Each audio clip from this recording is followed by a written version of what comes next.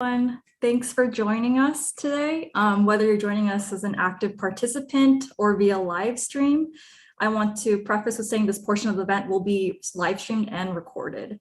And so I am very pleased today, and I should introduce myself, right? My name is Kimberly Madwani. My pronouns are she, hers, and I'm a fifth-year neuroscience PhD student at Brown University, and I will be the moderator for this session.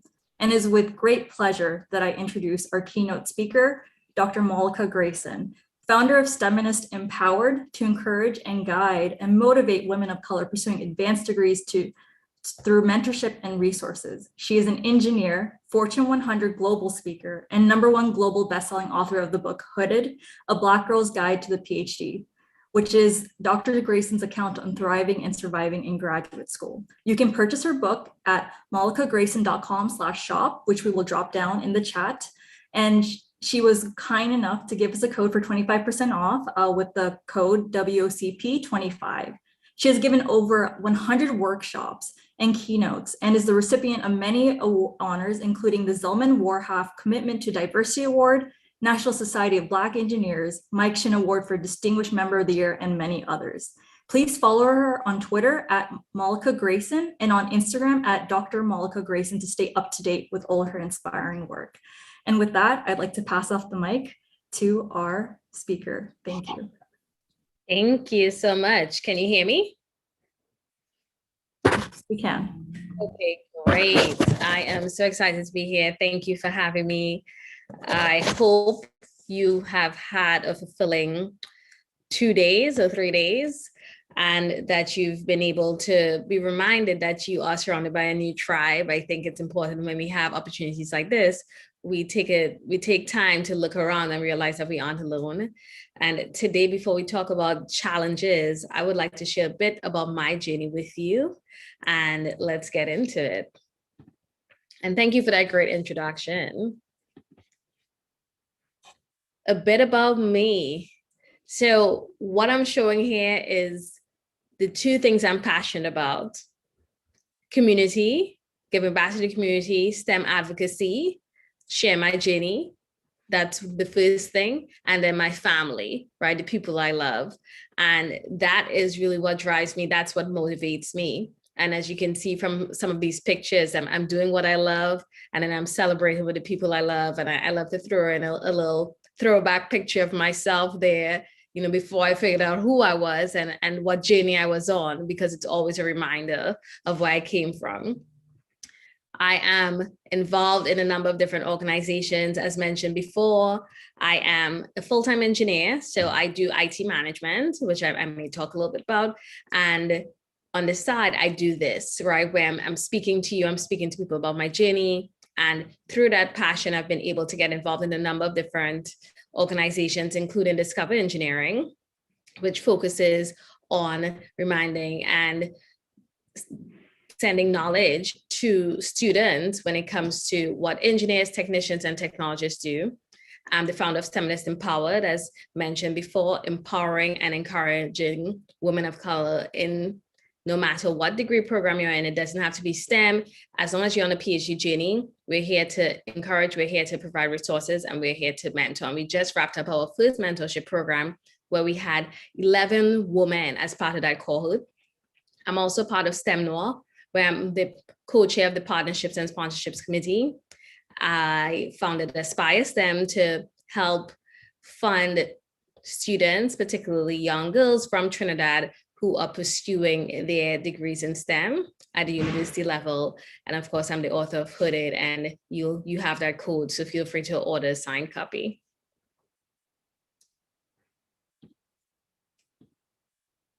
So now you learn a little bit about me. I want to tell you more about my journey, right? And where it all started. I remember walking into the meeting of my PhD cohort on my first day of graduate school. And I was thinking there wasn't anyone there who looked like me. I thought, where are all the people? I was already overwhelmed by the path that lay ahead. I was overwhelmed by the fact that I was switching degrees. And when it came to engineering, the thought of doing it without classmates who would truly understand what it meant to be me it really made it that much more daunting. But unfortunately, as a Black woman, as a woman of color in STEM, this occurrence is all too common and has been all too common. According to NSF, women represent just 20% of all science and engineering jobs, right? When I think about the space that I'm in, Black people represent just 5%. And I didn't know there was a space for me because the media only showed us certain images of what STEM looks like. And you see an image there, right? This is what STEM looked like. I didn't know what it meant to be a STEMnist, a technologist, engineer, mathematician. STEM was a buzzword for me, and I didn't know what it was, but I knew in terms of what I was doing at 5 years old, it translated to something. So who was I at 5 years old? I grew up in Trinidad, as you can hear from the accent, that's home for me. And at 5 years old, I knew I wanted to be a doctor. My aunt, she was one of the most respected chief nursing officers in Trinidad and Tobago. And like her, I wanted to be a fixer of people. I remember seeing her fixing me when I was sick, and I would be like, oh, fix me if I had a pain. And I was just so enamored by her and just her as an individual, and I wanted to be just like her. Unfortunately, I did not like biology, or biology didn't like me. I don't know which one it was, but that did not happen. And once I started to tinker around the house, I didn't know what that meant, right? I didn't know what that translated to, but I knew this was where my new dream began. I would take things apart and I would put them back together because I was intrigued by how some of the appliances, some of the just what we had, equipment, anything you see around the house. I'm looking at my house right now, and I remember being intrigued at 5 years old by how these things worked. And this is really what started off my journey in STEM. And this is what started off my journey in general in that space. And I think because I didn't know what tinkering translated to, I knew it translated to something, and that translated to physics. And this is what I studied when I started my undergraduate program at Adelphi University. And during my time at Adelphi University, my third summer there, I was exposed to a summer undergraduate research experience. And that was my first time being exposed to engineering. And I was seeing the equations that I was learning in physics essentially being put into application. I was seeing the theory of I was seeing the theory of what I was learning being applied in real life. And my curiosity was on 100. And as my curiosity grew, I realized that it was perfectly fine that what I wanted to do or what I wanted to pursue evolve, right? Because sometimes we are curious, sometimes we set out on a path like, this is what I have to do, this is my goal. And we want to learn more and we want to expand, but we believe we must align and we must stick to what we have originally set out to do. And that isn't the case. So what I originally set out to do, I originally wanted to be a doctor and then physics. And then eventually I ended up pursuing mechanical engineering. And that is what led me back to the room where I was the only one, where there was no one who looked like me. The women, there were very few women in that room. I could count on one hand, right? But there was no other Black woman in that room. And eventually I would only become the second Black woman to graduate with a PhD in mechanical engineering from Cornell. So it was a rough road. Now, when I think about my journey and I think about some of those challenges in particular, during my time, I encountered many challenges, just like you have encountered or will encounter challenges. And some of which I'll talk to you about may resonate because I'm going to speak from my experience. And you may think, wow, this makes so much sense. So I truly can relate to that. And some of those challenges really came in different forms, right? They come in different forms. It really depends on what you're going through. But the special opportunity about challenges, and I like to call them opportunities, is that we're able to gain lessons that help us overcome. So these are just some of my challenges. I had to change majors, as I talked about. as I taught you about just now, right? I had to go from physics to mechanical engineering. And that was challenging for me because here I was coming from one program of a pure science completely into something that was more applicable. So not only was I trying to figure out where I fit in as a PhD student, as a woman of color in general in that space, I now had to take a step back and start classes basically with people who I was teaching, right? Because I would be teaching students in one class, but I would be taking mechanical engineering classes with them in another. And that for me was challenging. One of the other challenges I encountered was after my first year, I had to take a qualifying exam. And during that qualifying exam, when I was preparing for that qualifying exam, I found out that I was diagnosed with auditory processing disorder. And what that meant for me is that I had to adapt. I had to figure out how to learn. I had to figure out a new way of learning because I was really challenged by what I was at that time, what I was currently doing in the class and how I was taking in information. And that for me really overwhelmed me. And I didn't know, and I couldn't figure out how to deal with that. And I'll talk about how we really push past and try to navigate our challenges. But that was one that really challenged me my first year and into my second year. And it really makes it hard when you don't have the support. So let's keep that in mind. You know, support is a big part of why I think we have difficulty when we try to navigate supervising students.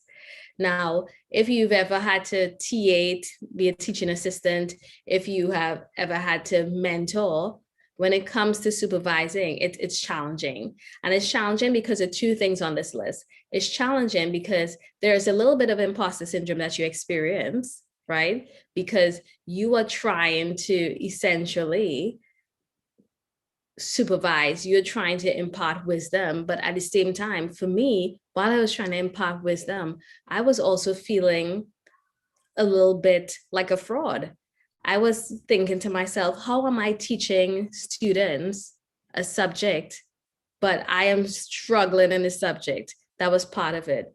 What makes me qualified to be a teaching assistant? I remember asking myself those questions, and I remember really having these feelings and internalizing and doubting myself and having this really increased self-doubt, especially as I continued to get later and later into the PhD program. Time management. I think that's one of the most important things and probably one of the questions we'll get today, right? How do I manage my time? I have classes, I have research, depending on what you're pursuing. I have a life I'm trying to do. I'm trying to live. I'm trying to find work-life balance. How do we find that? And it goes back to being intentional, right? And again, we'll get into that. And then I had to navigate personal tragedy. In my fourth year, at the end of my third year, going into my fourth year, unfortunately, my advisor passed away suddenly. And that was very traumatic. That was a really traumatic experience for me, for my lab mates, for those around me, for his family.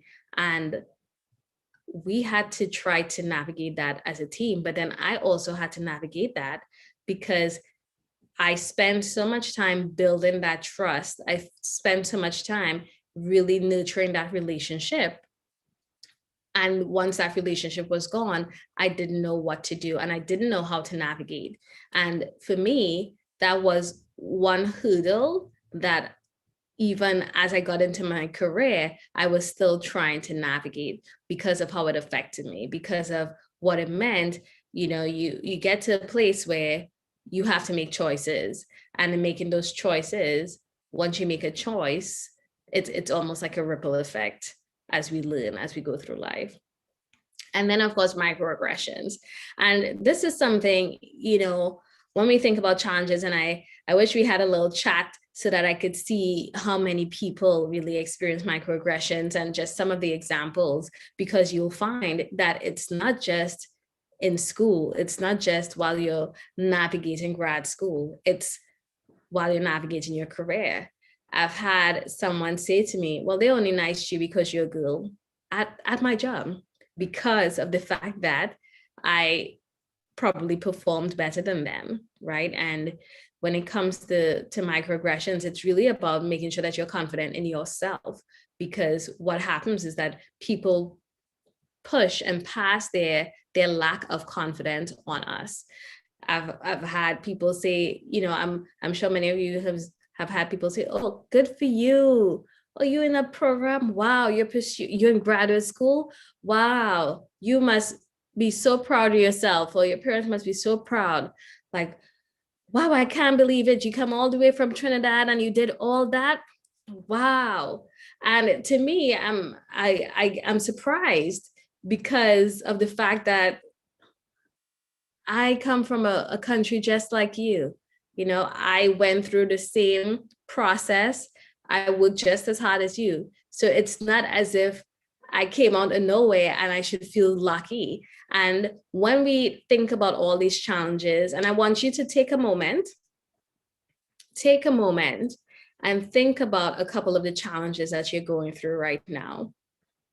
Because when I think about the list of challenges, as I mentioned to you, and this is just, again, just from my personal experience, that is what contributed to my imposter syndrome. And it is great that there is a session on imposter syndrome later on, because I think it will be very helpful as well, because challenges contribute to our confidence when we feel as if we can't conquer our challenges as we want to. And when we can't conquer our challenges as we want to, it shakes our confidence. And when it shakes our confidence, we have self-doubt and we feel like a fraud. And then we start to manifest and we have our imposter syndrome experience. Now, when we think about challenges, how do we navigate them? How do I navigate challenges as an underrepresented minority? How do I do it? The first thing you need to do, the first thing I needed to do, was create a community. Because remember, I told you, I walked into that room, there was no one there who looked like me. The women were very few. And then in my lab, I was the only woman for a time, Black woman for a time. And I was so happy when we were able to see that diversity come to fruition. You walk into the room right now, and you're probably the only one. You walk into the room and maybe you're the only woman. You walk into the room and maybe you're the only woman of color. And you wonder, well, how can I navigate this? And you do that because you have to create a community. And you may think, yeah, but my community isn't there right in front of me. They're not, but they may be in different departments. They may be outside of school, right? They may be within your actual community. And that's essentially what I had to do. So how do we create our community? The first thing we do is we have to activate our network. What does it mean to activate our network? It means leveraging the people around us. It means not just having people in our space, but actually engaging, building relationships, sustaining those relationships so that you can maximize those relationships. So you build them, you sustain them, you maximize them. And when you maximize them, you can use those relationships to help you find a tribe. And I was able to find my tribe. My tribe, they came from biomedical engineering. My tribe came from chemical engineering. They came from the community that I was in. They came from the people that I used to go to the gym with. I found my tribe, and my tribe is what helped me when I was going through some of those traumatic experiences, like the passing of my advisor, or I had to delay my exam because of my diagnosis of CAPD, my auditory processing disorder, and they would help me prepare. They helped me get through that. And you may think, or we may ask ourselves, well, how do I find this tribe? Again, how do I activate this network? Or where do I find the people? Just look around you. Right now, you are in a place, you are in this Women of Color project, right? This one-on-one workshop for this weekend. And there's so many women, so many faces, so many connections that you can gain from this weekend. For me, it was National Society of Black Engineers. It was the grad extension of Society of Women Engineers, conferences I would go to, like Women of Color in STEM conference. I would seek out the diversity department and really seek out other graduate students. Once I was able to find a tribe and activate my network, I was then able to activate to find mentors and sponsors, right? And when we think about mentors and sponsors, again, mentors, if you don't know the difference, mentors, they guide us, they advise us, and they're really there as we navigate through our careers, or in your case, navigate through graduate school. And you have that person you could go to when you need feedback, and they give you critical feedback, they give you helpful feedback. Then you have sponsors, and these are people who really advocate for you, who speak on your behalf when you're not in a room, who are willing to essentially risk their reputation, right? They're putting their reputation on the line for you, and they're wearing your t-shirt. And it's really important to find these people in your network. And this is all part of creating your community. Once you activate your network, finally, you can make sure you pursue potential opportunities. You activate your network and you have those potential opportunities that come to you. And you are able to leverage the people in one network, leverage your mentors, have sponsors, or those potential sponsors speak on your behalf and open up opportunities, whether it be job opportunities, scholarship opportunities, you name it. Once I was able to create my community, I was then able to prioritize. What does prioritizing do? It really helps us with a number of different things. It helps us with time management, right? We are planning to better manage the task because we have classes, we have all the activities that we do as students. And so we need to prioritize so that we can plan for time management. Prioritizing helps us plan when it comes to time management. And also, we tend to overwork. We tend to set ourselves on very high pedestals. We tend to set very high expectations for ourselves because we feel as if we are carrying the weight of all underrepresented women. We know that, okay, because I'm the only one, or because I'm one in a few, I have to do it for everyone and I can't fail. And we put that pressure on ourselves. But we have to set realistic milestones and give ourselves room for failure, give ourselves room for growth, give ourselves room for setback. And as we think about that, we also make sure that we have to be intentional about rest. We have to be intentional about listening to ourselves. We have to be intentional about listening to our minds. And I think I talked earlier about, the way some challenges come and the fact that challenges come in different forms. And a lot of times when we go through challenges, instead of taking a step back to look at the larger picture, to prioritize, to plan, to set realistic milestones, we dive right in. And this is where being intentional comes into play. And that is why that is so important. Now, as we think about being intentional, we also want to be adaptable. And it really means being open and being flexible as potential opportunities come, as challenges come your way, as you go through, you may be teaching, you may be writing, you may be doing a class, and you're going to experience setbacks, because setbacks, that's a part of life. Change, the only thing that's constant is change, maybe change for the good or change for the bad. And this is where being adaptable, this is where being flexible comes into play. And you need to be able to pivot, you need to be able to adjust as they come your way. And this, I think, was really, really important for me as I think about how I navigated some of those challenges in graduate school. And it's really important to have self-reminders. A reminder that it's okay to fail. A reminder that it's okay to take a break and it's okay to take a step back. Now, it's easier said than done, because for me, it was really, really hard to come to terms with myself that I need to take a step back. But taking that step back prevented me from getting burnout. Taking a step back really helped me figure out and reminded me my why. So you also need to remind yourself about your why, right? You need to remind yourself, why am I doing this? What got me to this point in the first place? And then, of course, focus on the fact. We only focus on our weaknesses because we're human beings. We tend to think about our weaknesses versus our strengths. And this is, again, where that imposter syndrome comes into play. And we need to realize that those feelings are just that. They're feelings, not facts. And we need to focus on the facts that we know. Oh, lost my, let me go back. Focus on the facts that we know. So we created a community, we activated our network, we prioritized, we were adaptable, and we had our self-reminder. And the last thing, finally, we want to make sure we give ourselves grace. Give ourselves grace. And I like to say this because when I talk to my mentees, or even when I talk to my mentor, that's one of the last things that we talk about.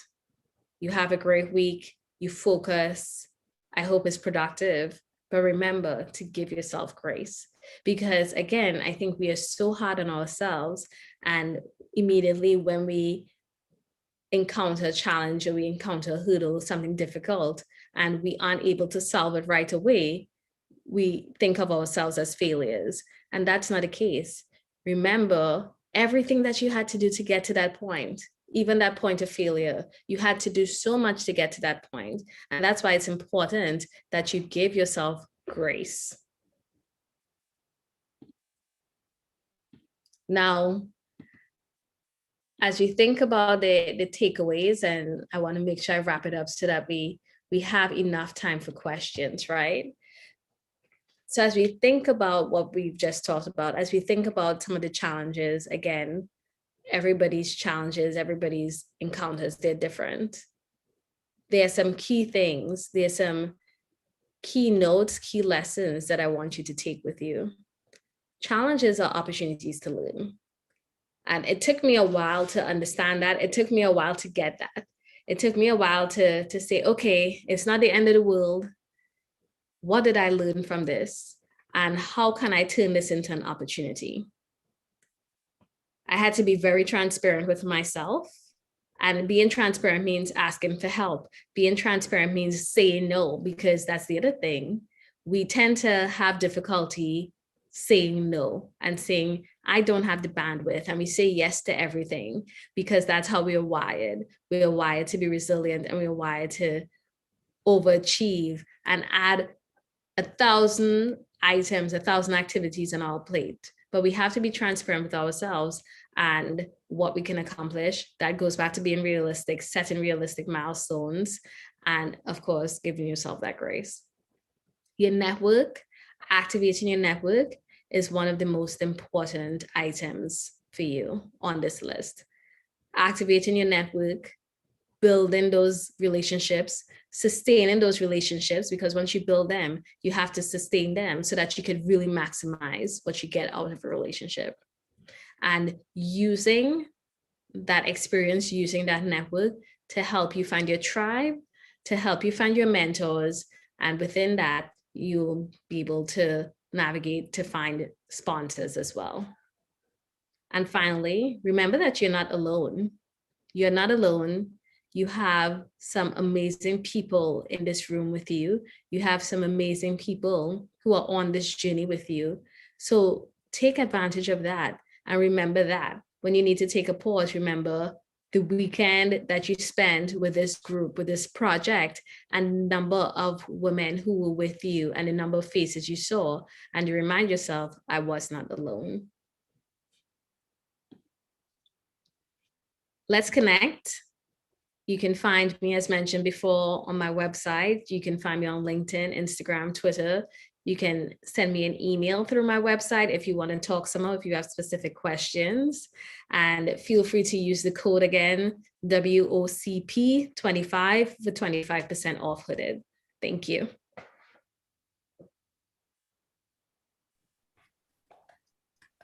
Thank you, Dr. Grayson, for sharing your personal experience and all your wonderful insight with all of our attendees and live stream participants. So with that, I would like to conclude this live stream portion of this session. And I want to welcome live stream participants to join us later for the imposter syndrome panel. with Dr. Simone Hyder-Adams at 1:45 EST, and we'll see you there. Thank you all for joining us, and we